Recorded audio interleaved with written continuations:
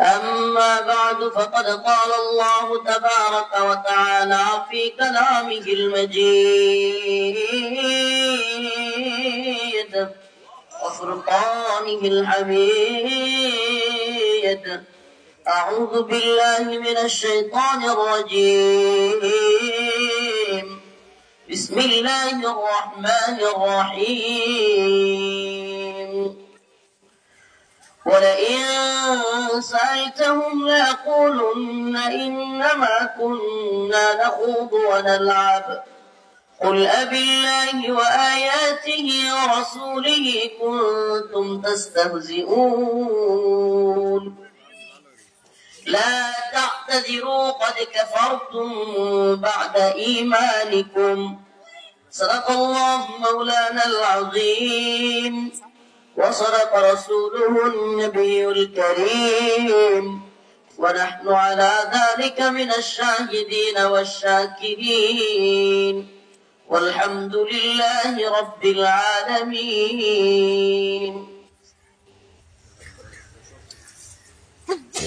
ঐতিহ্যবাহী জামিয়া ইসলামিয়া জারিয়া নাটিরকুনা জারিয়া পূর্বধলা নেত্রকোনায় উদ্যোগে আয়োজিত 107তম বার্ষিক ইসলামী মহাসম্মেলন। আজকের এই প্রোগ্রামে উপস্থিত আছেন সভাপতি হিসেবে শেখুল হাদিস হযরতুল আল্লাম আল্লামা ইমদাদুল হক দামাত বরকাতুহুম শাইখ বালিয়া, সহসভাপতি মুর্শিদে কামেল হযরত মাওলানা আল্লামা আব্দুর রহমান হাফিজ জি দামাত বরকাতুহুম সাহেব মোমেন শাহী। আসলে এই বড় বড় উলামায়ে কেরামের শানে আল্লামাটা লাগাইলে শুনতে একটু ভালো লাগে, মনে হয় বুজুর্গ মানুষ। আমরা ছোট মানুষ, গুনাহগার মানুষ, এমনও যেমনি মন চাই চলি। আমগর নামের আল্লামা বললে নিজের মধ্যে কিছুটা আউযুবিল্লাহি মিনাশ শাইতানির রাজিম কিছুটা মনের মধ্যে খটকা লাগে, মনের মধ্যে কিছুটা ধাক্কাও লাগে যে হয় বেশি হয়ে যেতেছে কিনা। তবে হুজুর যেহেতু বলছে আল্লাহ যদি তার খাঁটি বান্দা, আল্লামা মানে হলো আল্লাহর খাস বান্দা, তো যদি আল্লাহ তাআলা কবুল করেন তা আল্লাহর কাছে খাস বান্দা হইতেও পারি। আল্লাহ তাআলা চাইলে সকলে দোয়া করবেন আল্লাহ তাআলার জন্য তার খাস বান্দা, আল্লাহর খুব কাছের বান্দা হিসেবে কবুল করেন। সকলে বলেন আমিন। আর উপস্থিত ছিলেন হযরতুল আল্লাম শেখুল হাদিস আল্লামা হাফেজ মুফতি জামাল উদ্দিন সাহেব দামাত বরকাতুহুম, হযরত মাওলানা ইয়া মাহমুদ সাহেব দামাত বরকাতুহুম। আমার আগে আলোচনা করে গেলেন বাংলাদেশের একজন পরিচিত আলোচক মুফতি নূর হোসেন নুরানি দামাত বরকাতুহুম। আমি দেখে গেছিলাম, আমি 9টার দিকে আসছিলাম একবার, আপনারা হয়তো জানেন না, মঞ্চে যারা আছেন বা প্যান্ডেলে যারা আছেন, ছিলাম ভিতরে আধা ঘন্টার মতো। আমি তো ছাত্র মানুষ, সুযোগ দেয় না, বুঝেন না। এখনো হুজুর বসে আছে, আমার খুব খারাপ লাগতেছে। আমার হুজুর মুফতি জমিরুদ্দিন সাহেব হুজুর খুব তাড়া দিয়ে আনছে, হুজুর এক্ষুনি নুরানি সাহেবের আলোচনা শেষ, তাড়াতাড়ি আসেন। আয়সা দিয়ে আরেকজন হুজুর বসে আছে। আমি আসলে কালকে মাগুরা সফর, মানে এই জন্য একটু ঘুমাইতে হবে, হুজুরের কষ্ট দিতেছি, হুজুর মাফ করবেন। এটা আমার এলাকা, আমি অল্প কথা বলে হুজুরের জন্য ছেড়ে দিব। ইনশাআল্লাহ হুজুর আলোচনা করবে, মনোযোগ দিয়ে শুনবেন। তারপরে মুফতি রিজওয়ান রফিকি ভাই আছে, মাশাআল্লাহ খুব ভালো আলোচনা করে। ইসমাইল সিরাজে সাহেব আছেন। তো আসলে আমি এই জারিয়ার ছাত্র। আজকে মানে জারিয়াতে যখন পড়াশোনা করি, আপনার মনে কষ্ট নিচ্ছেন? আমি মূল আলোচনার বাইরে দিয়ে একটা কথা বলে নিচ্ছি, এগুলো জানানো দরকার। আমি জারিয়াতে পড়াশোনা করছি কয়েকবার, মানে জারিয়াতে নুরানি পড়ছি। আমার মামা মাওলানা আবু বকর সাহেব হুজুর এই মাদ্রাসার পড়ছেন, তো মামা আমার ভর্তি করছিলেন এই মাদ্রাসায়। মামার বন্ধু হইলো আবার আমাদের হযরত মাওলানা মনসুর সাহেব হুজুর। অনেক স্মৃতি মনে আছে, এই যে ওরা আসতেছে মুস্কি মুস্কি, নুরানি পড়ছে কতটি, তাজুল টাজুল এগুলা অনেকগুলো, হাসতেছে আমার সাথে, যেগুলো নুরানি পড়ছে। এখন পড়ে না, বাদামি হয়ে গেছে, ট্রাক চালায়, কতটি বাস চালায়, অনেক কিছু। এগুলো সব তো চিনি। আমি জারিয়াতে পড়াশোনা করছি, খেলছি, ঘুরছি, একবার নুরানি পড়ছি, আবার কিছুদিন ঢাকায় যাত্রাবাড়িতে পড়াশোনা করছি, ঘুরে ফিরে আবার হেফজ পড়ছি। হেফজ কইরা আবার শনি রাত্রায় সাইনবোর্ডে যাত্রাবাড়িতে কিতাবখানায় কইরা আবার শরহে বেকায়া জালালাইন করছি, এখানে আবার চলে গেছি, মিস্টার দাওরা করছি, আবার ঢাকায় বাড়ি দাঁড়াই। আদব করছি। তো মানে এই জারিয়ার সাথে আমার সম্পর্কটা একেবারে সুবহানাল্লাহ মানে রক্তের। আমার জারিয়ার সাথে আমার সম্পর্কটা আত্মা, মানে একেবারে গভীরের। আমি জারিয়ার আমার সবাই মোটামুটি চিনে, আমিও জারিয়াবাসীকে চিনি। জারিয়ার এই অনেকগুলো বাড়িতে লজিং খাইছি। হ্যাঁ, আমি এক পর্যায়ে আমার আব্বা যখন মারা যায় জারিয়াতে পড়ি, তখন আমাকে পড়ানোর মতো আর অবস্থান ছিল না। আমার আম্মা একা মানুষ কেমনে পড়াবেন, আমাদের ভাইয়েরাও তখন খরচ দেওয়ার মতো সামর্থ্য ছিল না। তখন জারিয়া থেকে নিয়ে যাবে, তখন আমাদের এক উস্তাদ ছিলেন জারিয়ার মুরব্বী হুজুর, ওই রেল স্টেশনের সাথে বাড়ি। মুরব্বী হুজুর, হুজুর আছে কিনা জানি না, হুজুর ইন্তেকাল করছে, আল্লাহ তার কবরকে জান্নাতের বাগান বানায় দিই। আম্মা আসছে জারিয়া থেকে নিয়ে যাবে, পড়াশোনা বন্ধ, মানে আব্বা নাই। এই 17-18 দিন হয়েছে আব্বা মারা গেছে, এখন আর মানে লজিং এর ব্যবস্থা হচ্ছে না। তো আল্লাহর বান্দা কারিশা হুজুর এখন আছে, সেই কারিশা হুজুর আমার নিয়ে একবার লজিং দিছিল এই এখানে ইমাম সাহেব। এগুলো আমার এখনো স্মরণ আছে। আর পরে লজিং আবার বাতিল হয়ে গেছে, উনি যে ঘরে দিছিল ওনারা আবার গোরাশাল চলে গেছে। তো গোরাশাল যাওয়ার পরে কারিশা হুজুর যখন এই মুরব্বী হুজুর যখন দেখলেন যে রফিক তো চলে যাবে, আলহামদুলিল্লাহ ছোটবেলা থেকে সকলের আদরের ছিলাম, খুব প্রিয় ছিলাম। হুজুর বললেন যে আমার আম্মারে যে আপনার নেওয়ার দরকার নাই, আপনার ছেলে আমার ঘরে খাবে। তো এভাবেই আলহামদুলিল্লাহ একটা পর্যায়ে বাবা না থাকা অবস্থায়ও পড়াশোনা করা হয়েছে। তো এই স্মৃতিগুলো আসলে এখনো হাসে যে এর মধ্যে এই পুকুরে কত গোসল করছি, সাঁতরাইছি। এই পুকুরের মাঝখানে একটা 2টা বাঁশ দিয়ে খাবার দিত, আমরা সাঁতরায় ওখানে গিয়ে ওগুলো ধরতাম। মানে কত উস্তাদদের কথা আমাদের স্মরণ হয়ে যায়। আপনারা কষ্ট নিচ্ছেন? এই মাদ্রাসার অনেক উস্তাদদের কথা আমাদের স্মরণ হয়ে যায়, যারা এখন নাই। যে সমস্ত উস্তাদদের কাছে আমরা পড়াশোনা করছি, অনেক হুজুররা পুরাতন উস্তাদরা এখানে নাই। আর এই মাদ্রাসাটার প্রতি আপনারা বিশেষ করে খেয়াল রাখবেন, কোন দুশ্মনের দুশ্মনী যেন এই মাদ্রাসার দিকে না পড়ে, কোন দুষ্কৃতির কারণে যেন মাদ্রাসাটার ক্ষতি না হয়। এটা একটা প্রাচীন প্রতিষ্ঠান, 107 বছর। এটা বাংলাদেশে যদি লিস্ট করা হয়, কয়েকটা প্রতিষ্ঠানের মধ্যে একটা হবে যেটা 100 বছরের উপরে, 100 বছরের উপরের একটা প্রতিষ্ঠান। আল্লাহ তাআলা এই জামিয়াকে কবুল আর মঞ্জুর করুক, বলেন আমিন। এই জামিয়ার উস্তাদ ছাত্রকে কবুল করুক, বলেন আমিন। বিভিন্ন সরকারের সময়ে সরকারের দালালি, সিটারি, সামসামি করা লোকদের থেকে আল্লাহ আমাদেরকে এই জামিয়াকে হেফাজত করুক, বলেন আমিন। হকের জান্ডা নিয়ে চলবার মতো হিম্মত আমাদেরকে দান করুক, বলেন আমিন। তো আমি যে আয়াতে কারিমা তিলাওয়াত করেছি, আজকে কিছু কথা বলবো আপনাদের সামনে সূরাতুত তাওবার 65 এবং 64। এই আয়াতগুলোর আলোচনা খুব জরুরি হয়ে পড়ছে বিশেষ কিছু কারণেই। আমি আরেকটা কথা বলি নেই, আমি এলাকার সন্তান, আমি হুজুর মানুষ, মানে ওয়াজ করি, ওয়াজের লাইনের লোক। কিন্তু যদি কেউ মনে করেন যে জারিয়ার দিকে ইচ্ছা মতো যেটা মন চায় এটা করবেন, জারিয়া মাদ্রাসাকে কিংবা বিগত সালেম সরকারের কোন দূষর যদি জারিয়া মাদ্রাসা নিয়ে উল্টা পাল্টা করবার চিন্তা করেন, আমি কিন্তু আছি ইনশাআল্লাহ। এতটুকু বললাম যে জনগণকে নিয়ে এমন পেদানি দেওয়া হবে যে জারিয়ায় থাকা আপনার জন্য মুশকিল হয়ে যাবে। আপনি কে এটা দেখবার সময় আমাদের নেই। মাদ্রাসার যদি ভালো চান, মাদ্রাসার যদি ফায়দা চান, আপনি অবশ্যই মাদ্রাসার ফায়দা চাইলে আপনাকে সম্মানের সাথে গ্রহণ করা হবে। কিন্তু যদি মাদ্রাসার ক্ষতি করবার চান, আপনি কে, কোন দলের কি, এটা আমরা দেখবো না। অতএব জারিয়া মাদ্রাসার সন্তানেরা, এই মাদ্রাসার সন্তানেরা এখন এক একজন এক এক জায়গায় চলে যেতে পারে, কিন্তু যদি আমরা ডাক দেই কয়েক হাজার ছাত্র জমা হবে, জারিয়াবাসী যেতে বেশি।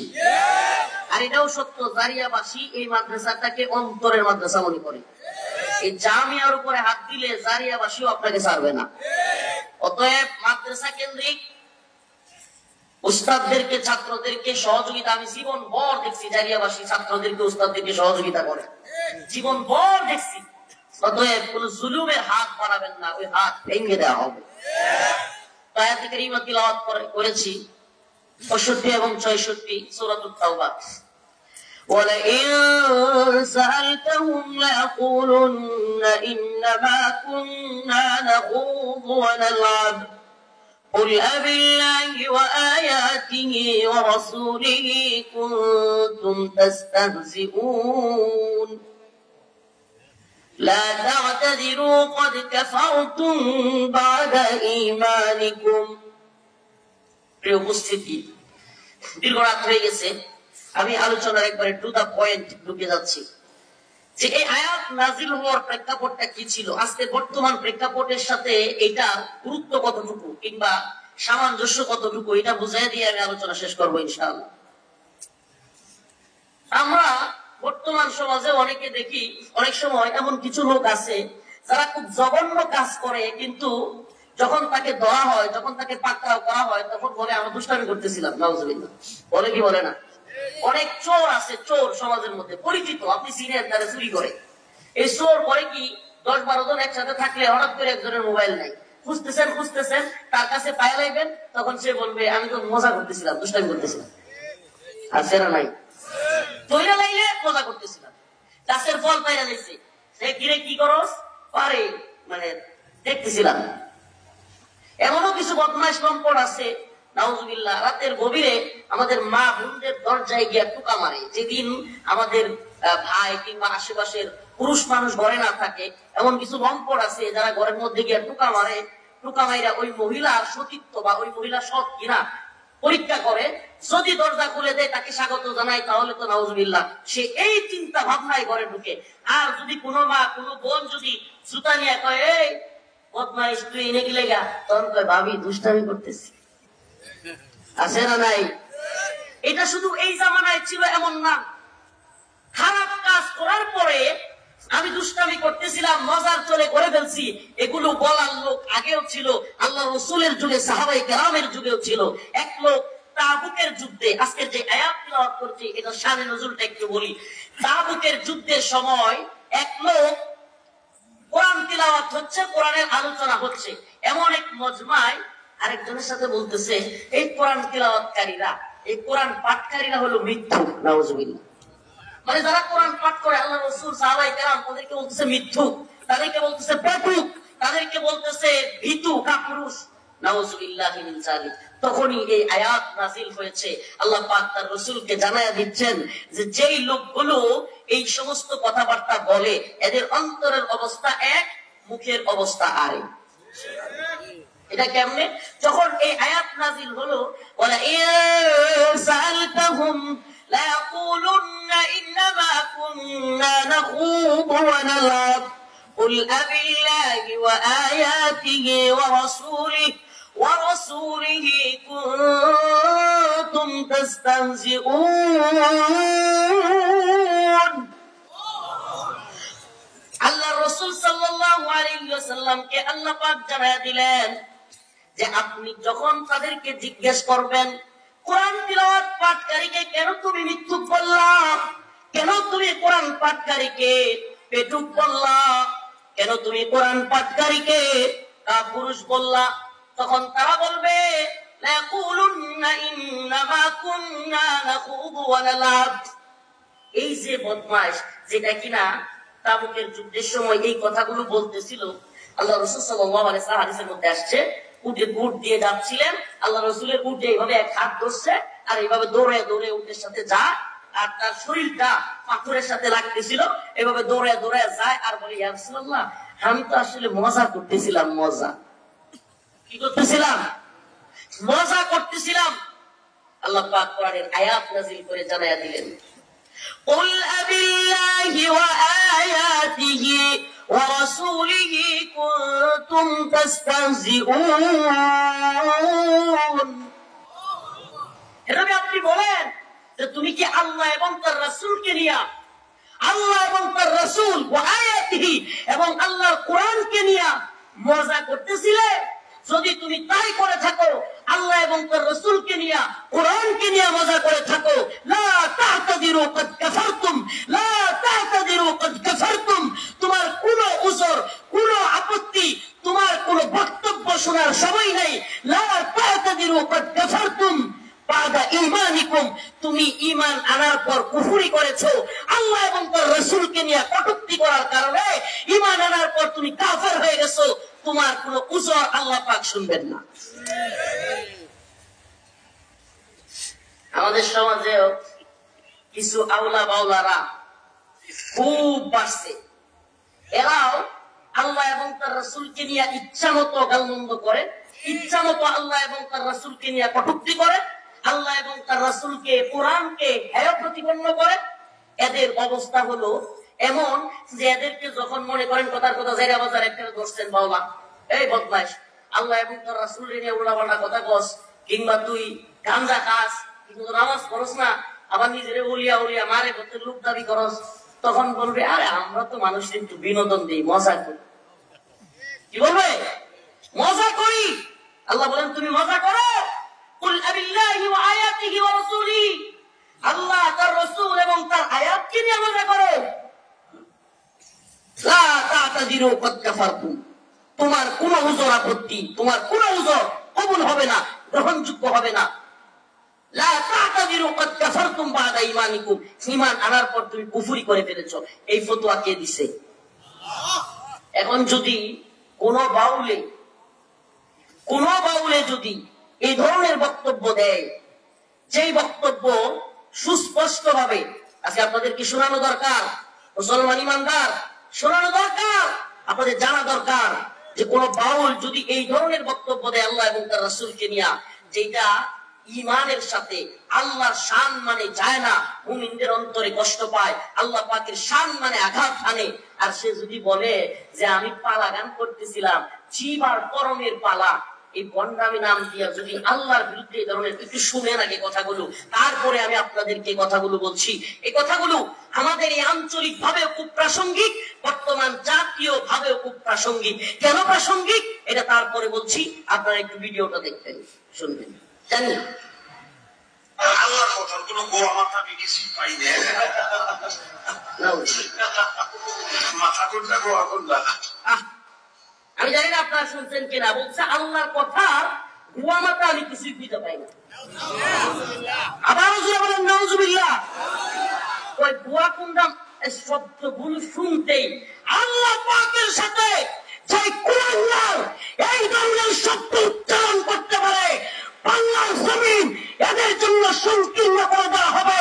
বাংলার উলামায়ে কেরাম, তাওহীদি জনতা পর্যন্ত মানিকগঞ্জের এই কুলাঙ্গার আবুল সরকারকে দৃষ্টান্তমূলক শাস্তি না দিলে বাংলার জমিন আমরা উত্তপ্ত করে ফেলবো। বাংলার সমস্ত অঞ্চল অচল করে দেওয়া হবে। মানিকগঞ্জে আগামী 1 ডিসেম্বর আমি রফিকুল ইসলাম আপনাদের সন্তান কর্মসূচি দিয়েছি।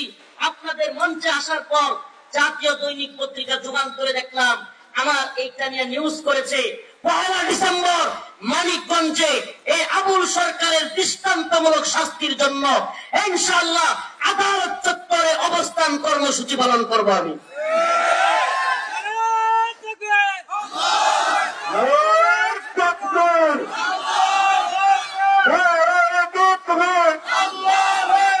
ইসলামের চিত্ররা হুশিয়ার সাবধান, বাংলার আস্তানা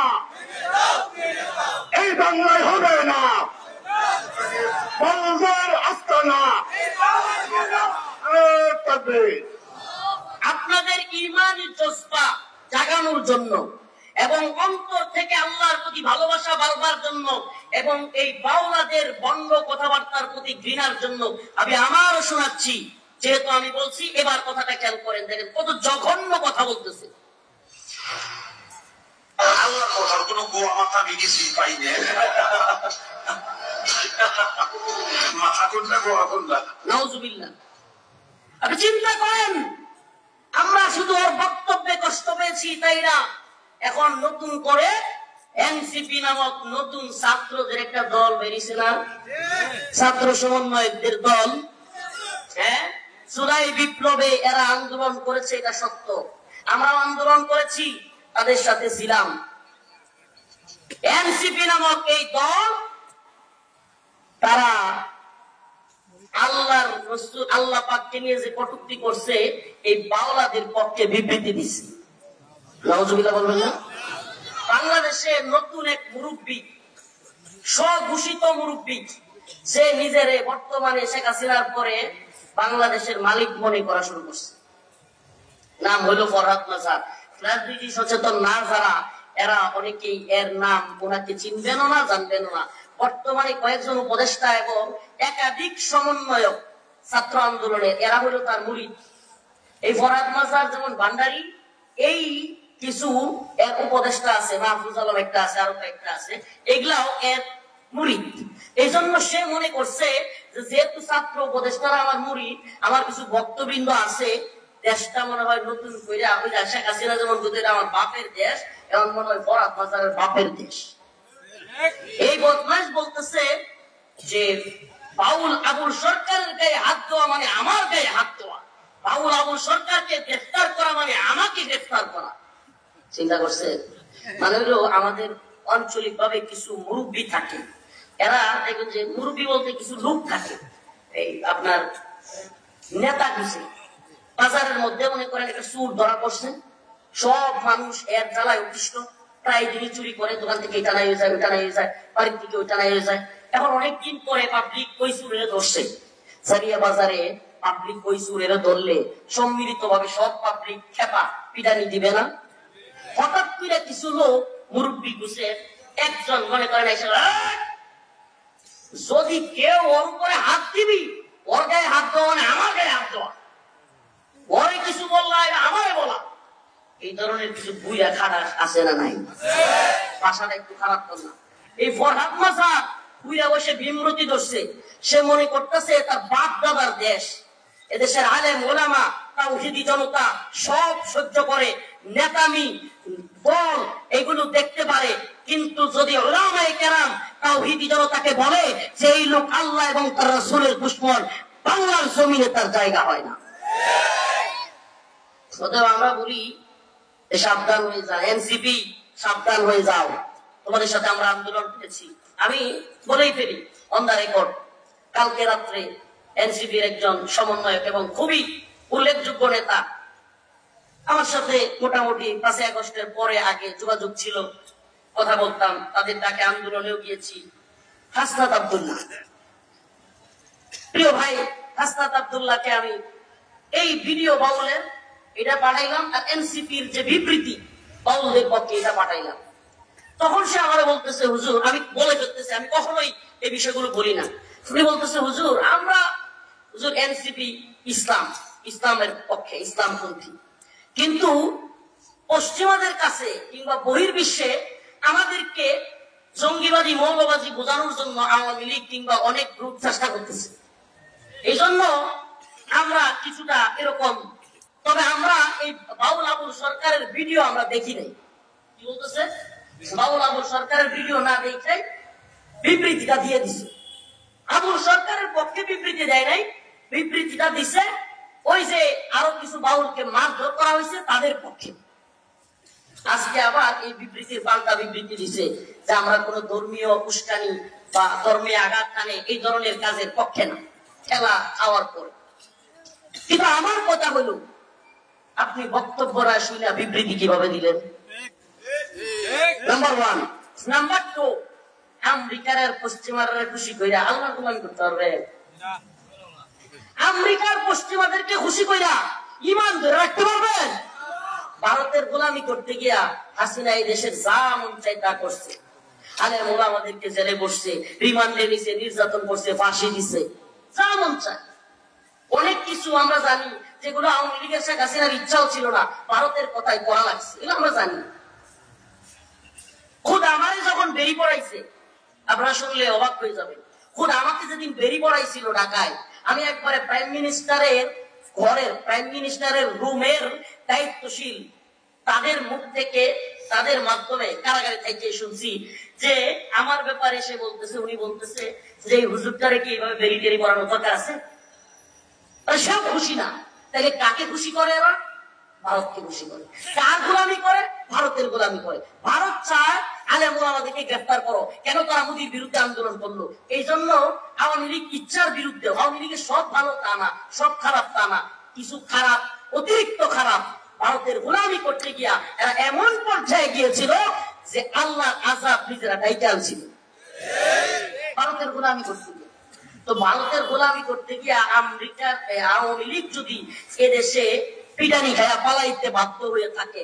নতুন করে যদি কেউ আমেরিকার গোলামি করবার চায়, আমেরিকার ডলার খায়া যদি কেউ বাংলাদেশে বাক স্বাধীনতার নামে, বাক স্বাধীনতা বুঝেন মানে আমেরিকা এবং পশ্চিমের একটা বাক স্বাধীনতা হলো যে মনে চায় কোরআনকে পড়াইতে পারবে নাউজুবিল্লাহ, কোরআনের বিরুদ্ধে বলতে পারবে নাউজুবিল্লাহ, আল্লাহকে নিয়ে রাসূলকে নিয়ে ইচ্ছা মতো কথা বলা যাবে।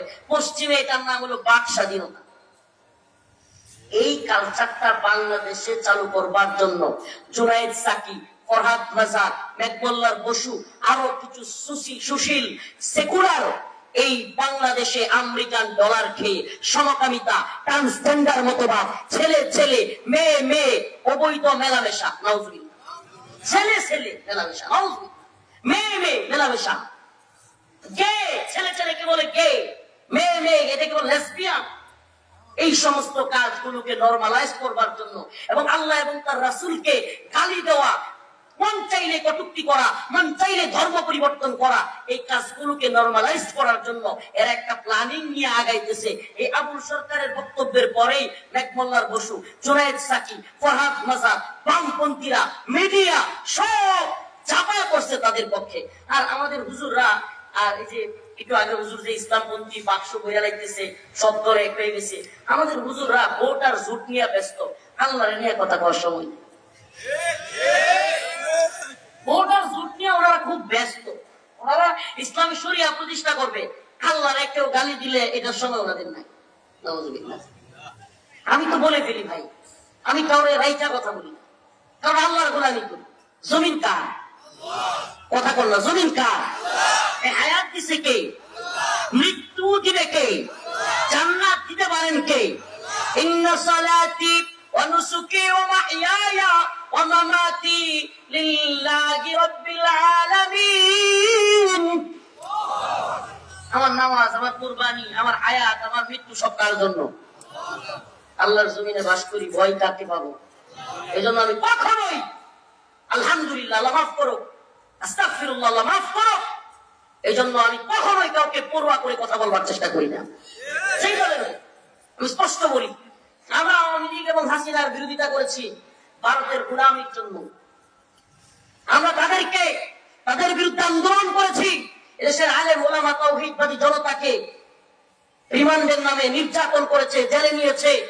বাংলাদেশের শত শত আলেমকে নির্যাতন করবার কারণে আমরা তাদের বিরুদ্ধে গিয়েছি। ইসলামের বিরুদ্ধে অবস্থান করবার কারণে জাতীয় মসজিদে ভোট নিয়ে প্রশাসন গুলি করেছে মুসলিম জনতার উপরে। আমি বলতে চাই, আজকে যদি নতুন করে ডক্টর মোহাম্মদ ইউনূসের সরকার কিংবা আগামীর যে সরকার আসবে, এরাও যদি হাসিনার কাজ করে, তাইলে আমরা কি চুপ থাকবো? কথা বলেন, আমরা চুপ থাকবো?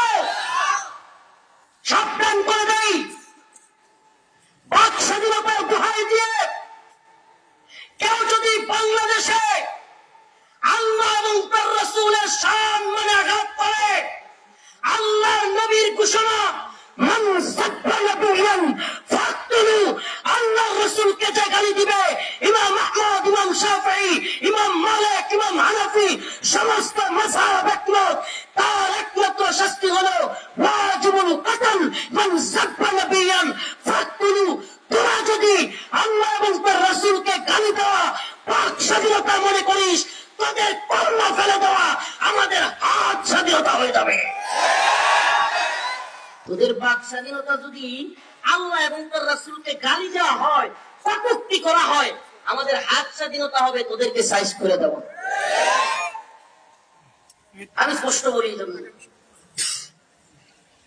আপনারা গান করবেন, যেহেতু এখন ইসলামী শরিয়া রাষ্ট্র হয়ে যায় না, এটা হাসিনার কাছ থেকে এসে ডক্টর মোহাম্মদ ইউনূসের কাছে আসছে, ভারতের গোলামের কাছ থেকে আমেরিকার গোলামের কাছে আসছে। তো আমরা জানি যে এটা ইসলামী সরকার এখনই হয়ে যায় নাই। এই উপদেষ্টারা, এনজিও সরকার, এগুলোর বেশিরভাগই হলো আমেরিকা এবং ওই পশ্চিমাদের নিযুক্ত, একটা আছে ভারতের নিযুক্ত। তো আমরা তো ইসলামিক সরকার মনে করি না, এখনই মনে করি না যে সব কিছু এই ভাঙ্গা দিতে হবে, সব ঘুরাই দিতে হবে, এটা আমার পক্ষে না। কিন্তু একটা কথা বলি আপনাদেরকে, খুব সাবধান হয়ে যান। একটা কথা বলি, আপনারা পালা গান করবেন, বাউল গান করবেন, আমরা এখনই সব বন্ধ করে দিব, এই কথা বলবো না। কিন্তু যদি করতে চান, সাবধান, আল্লাহ এবং তার রাসূলকে নিয়ে, কোরআনকে নিয়ে, আলেম ওলামাদেরকে নিয়ে তাচ্ছিল্য করে বক্তব্য দিতে পারবেন। আমার কথা বুঝতেছেন? আমার কথা বুঝতেছেন? এই খাটুয়ারিতে হয়, আমার লেডি কান্দাতে হয়, পাগলবাড়ি। উরে বাবা, আল্লাহর ঘর মসজিদে জীবনে কোনদিন এই পৃথিবীতে আল্লাহর ঘরের চাইতে উত্তম জায়গা আরো আছে? কথা বলেন, আরো আছে? আল্লাহর ঘরে জীবনে কোনদিন দুইটা পরে এমনি এমনি বাইরেছে? জুতা খুলিয়া এই নামাজ পড়ে এমনি এমনি আইছে? হুমা তাদের মাজারে গেলে এমনি এমনি আইছে? কত বড় ঘন্টা আমি চিন্তা করছেন? চিকিৎসার নামে এই সমস্ত পাগলবাড়ি নাম দিছে বাবা পীর। এই সমস্ত পীররা চিকিৎসার নামে মানুষকে হাতে পায়ে বাইন্দা চিকিৎসা করানো দিতে বলা যায়। মানুষ আমার গ্রামে আশ্চর্য এক চিকিৎসা। চিকিৎসার নাম হয়েছে হাত পাও বাইন্দা নদীর তলা যায়। এরপরে অনেকক্ষণ রাখার পরে দুজন মারাও গেছি, এটার নাম চিকিৎসা। আর মদের গন্ধে, সরি গাঁজার গন্ধে পাগলবাড়ি যাওয়া উপায় থাকে, খালি গাঁজা খুব।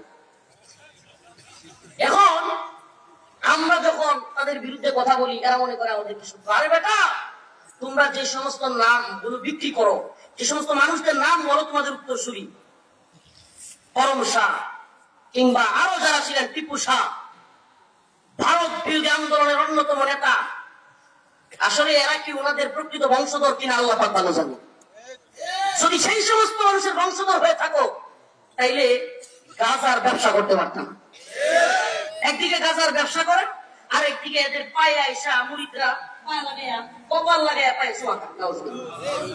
এই আল্লাহ ছাড়া কারো সিজদা করা জায়েজ? এই জারিয়াবাসী, আপনারা তো আমার চিনেন, আস্তাগফিরুল্লাহ, মাফ করুন, আমি ছোট মানুষ কিন্তু খুব তেরা। আমি কিন্তু বলতেছি আপনাদেরকে, যদি আপনারা পাশে থাকেন, আমার তো আল্লাহ মাফ করুক, অযথাই শেখুল হাদিস আল্লামা জিয়াউদ্দিন দামাত বারকাতুহুমের বিরুদ্ধে কিছু লোক অযথাই আমার নামে হুজুরের কান বাড়ি করছে, প্রোপাগান্ডা করছে। বুঝাই এটা বিলাসপুর মাহফিল কেন্দ্রিক ঝামেলা। বিলাসপুরের মাহফিল, তারা দুইটা পক্ষ হয়েছে। আমি বড় মাহফিল করতে গেছি, ওই দুই ভাই আছে নুরুদ্দিন আর হাবিব মৌলানা সাহেব, ওনারা ওই আর দুই ভাইয়ের সাথে বিলাসপুরের দুই প্রোগ্রাম ওলাদের ঝামেলা, আমি জানতাম না। হুজুরের কান বাড়ি কইরা এরা আমারে অযথাই হুজুরের কানে, আমি হুজুরকে সম্মান করি, মোহাব্বত করি, আমাদের নেত্রকোনা জেলার বীর পুরুষ, আল্লাহ তাকে নেক হায়াত দান করে না, আমি অযথাই আমার নামে কান বাড়ি করছি। কিন্তু আমি বলি আপনাদেরকে আজকে, যদি আল্লামা জিয়াউদ্দিন রহিমা দামাত বারকাতুহুম কিংবা এই অঞ্চলের উলামায়ে কেরাম একমত হয়, যদি একমত হয়, কোন পাগল বাড়ি কিংবা কোন জায়গায় নেশা, শিরিক, গাঁজা, মহিলাদের নিয়ে নাচানাচির আড্ডাখানার উরস আর হতে পারবে না। রাজি আছেন ইনশাল্লাহ? আমরা এটা বন্ধ করে দিব। রাজি আছেন ইনশাল্লাহ? যদি প্রশাসনকে বলবো ঝামেলা না চান, গাঁজা, নারী নিয়ে নাচানাচি, জুয়া খেলা, শিরিকি কাজ কারবার, পাথর উল্টায়, কি করে পাথর উল্টা, আবার মহিলারা গোসল করিয়া সকালবেলায় এই শরীরে সব দেখা যায়, ওই নদীর থেকে পুরুষদের সামনে সামনে যা, যত ভণ্ডামি। এগুলোর নাম যদি পীরগিরি হয়, তাহলে শয়তানি গুণা। মানে মহিলারা এভাবে গোসল করে নদী থেকে উঠে শরীর দেখা যাওয়া, কিংবা চিকিৎসার নামে হাত পা বাইন্দা ফালাইয়া থোয়া, আবার মাজার থেকে উল্টা ভাবে বাইর হওয়া, গাঁজা খাওয়া, মেয়ে ছেলে একসাথে নাচানাচি, এগুলো যদি পীরগিরি হয়, তাহলে শয়তানি গুণা। এদেরকে দেখে মনে হয় শয়তানে কয় যে আমার দরকার নাই, তোরাই আমার কাজ করতে। এরা আমাদেরকে শত্রু মনে করে। আল্লাহ মাফ করুক, আমরা তোমাদের শত্রু না। তোমাদের আকাবির, তোমাদের যাও, তোমরা যাদের উত্তরসূরি দাবি করো, তাদের মতো হও, নামাজ পড়ো, কোরআন তিলাওয়াত করো। একটা মসজিদের অবস্থা গিয়ে দেখবেন, মসজিদ নাই, কিছু নেই, নামাজ পড়ার খবর নেই, টিনের সাল্লি পর্যন্ত ঠিক মতো নেই মসজিদটা। আর রঙ্গমঞ্চ বানাই দিচ্ছে একটা বেলাল, এত পাগল হয়ে গেছে গা। আমাদের কুতুব জানা মাদ্রাসা ওয়ারিস হোসেন বেলাল, এখন পাগল হয়ে গেছে গা। এখন আমি ওই দিন শুনলাম কাজদার এক লোক আমার বলতেছে, কাজদার তার বাড়ির পাশে হুজুর মাঝে মাঝে আজ্ঞা নিজের গুলি যাতাম। চিন্তা করতে পারছেন? আস্তাগফিরুল্লাহ, ক্ষমতার দাম্ভিকতা, অহংকার, জুলুম।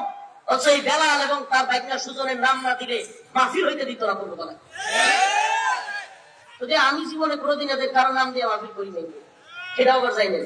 আমি জীবনে কোনোদিন আমার কোনো মাহফিল এদের দাওয়াতই দিই নাই, আলহামদুলিল্লাহ।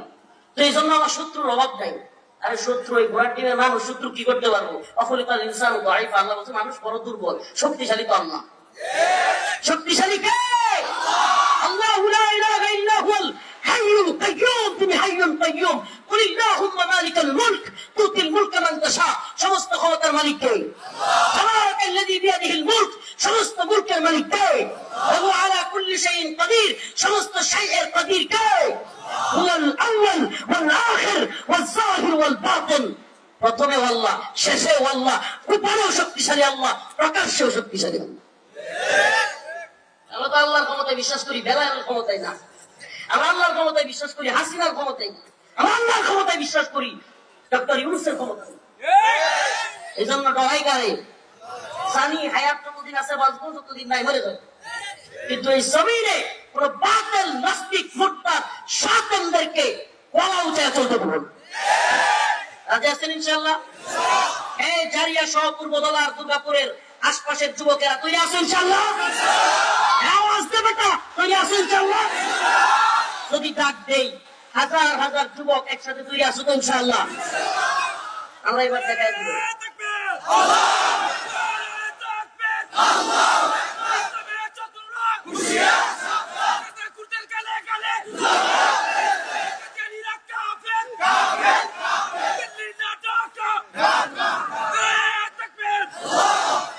আমার ঘোষণা সুস্পষ্ট, হুঙ্কারের জন্য না, আমি আস্তে বলতেছি, আস্তে বলতেছি।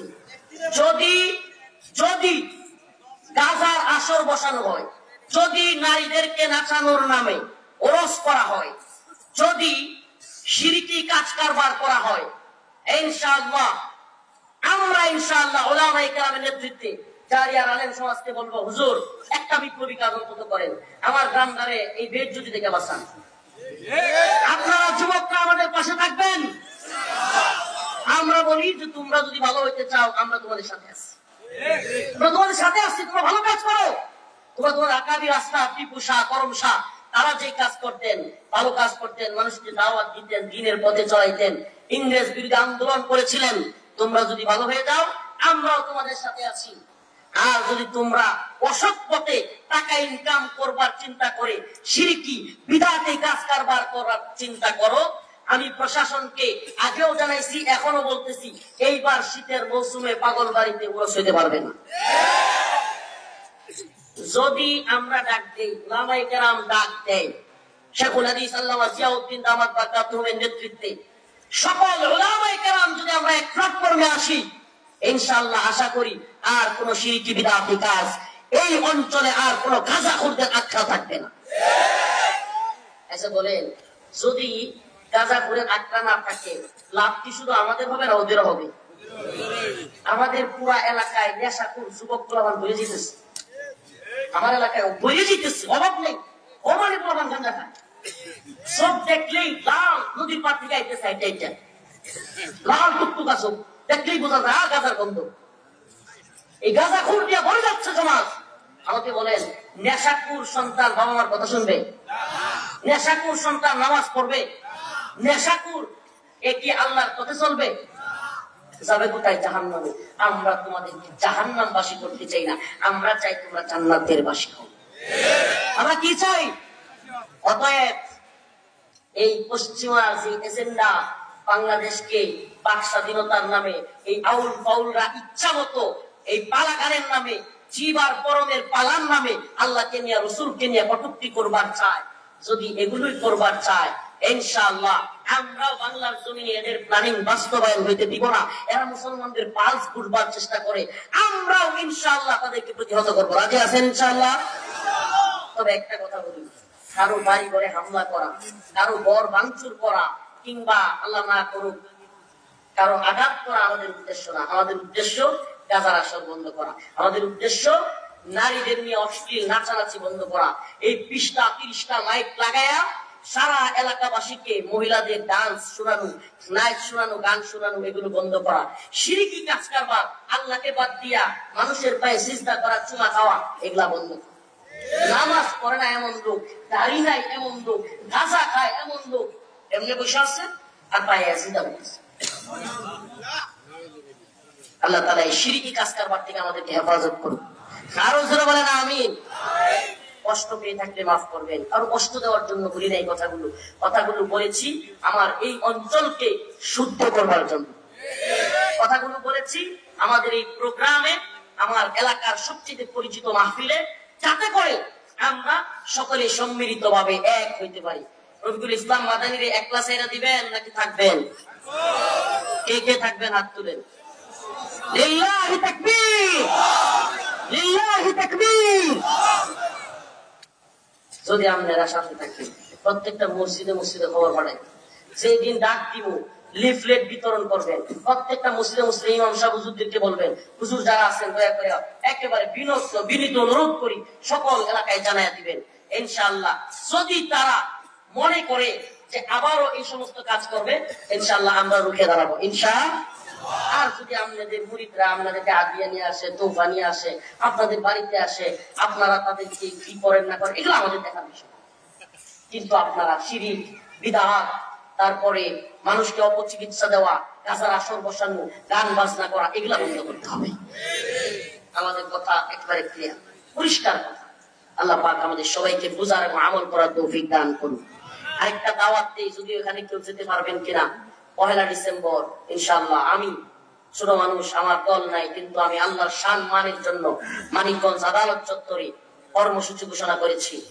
যদি এই বাউল আবুল সরকারকে মুক্তি দেওয়া হয়, মানিকগঞ্জ আদালত চত্বরে হাজার হাজার তাওহীদি জনতা নিয়ে অবস্থান কর্মসূচি করা হবে এবং পরবর্তীতে বৃহত্তর কর্মসূচি দিয়ে হলেও এই সমস্ত বাউলরা আল্লাহকে নিয়ে কটূক্তি বন্ধ করতে হবে। আল্লাহ পাক আমাদের সবাইকে নামাজি বানায়া দিক। আল্লাহ পাক আমাদের সবাইকে দিনদার পরেজগার মুত্তাকি বানায়া দিক। আল্লাহ পাক আমাদের সবাইকে একে অপরের বিপদে আপদে বালা মুসিবতে পাশে দাঁড়াবার তৌফিক দান করুন। وآخر دعوانا أن الحمد لله رب العالمين। السلام عليكم ورحمة الله। বসেন, হুজুর আছেন, তারপরে মুফতি রিজওয়ান রফিকি ভাই আছেন, আলোচনা করবেন। বসেন, আমি তো এলাকার ছেলে, আপনারা হুজুরদের কথা শুনেন। সালাম আলাইকুম। জাযাকুমুল্লাহু আহসানাল জাযা। ধন্যবাদ।